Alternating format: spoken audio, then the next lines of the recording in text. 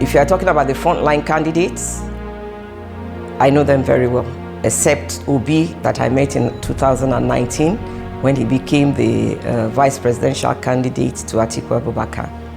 Obi Kwankwaso, I know very well because he was once governor of Kano when we were in office.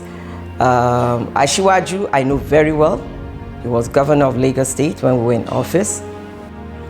Atiku Abubakar was the boss.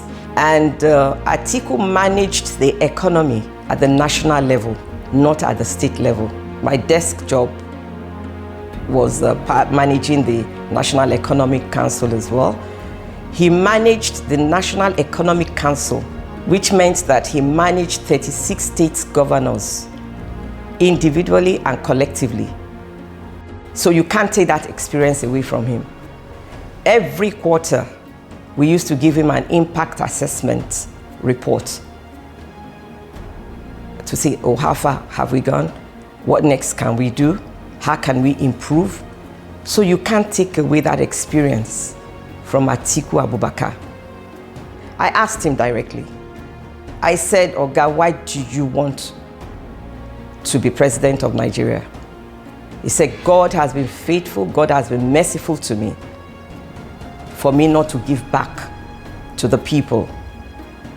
And I just believe that I have the experience to be able to right the wrongs of the past.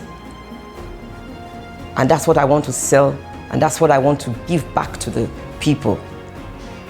You know, security, to feel safe, to be proud to be a Nigerian once again. That's what I want to achieve. To rescue and recover Nigeria. That's what I want to achieve. And I believe that by the grace of God, come February 2023, Nigerians will vote for him and vote for experience and vote for a man that can deliver us and rescue us out of the present predicament we have found ourselves.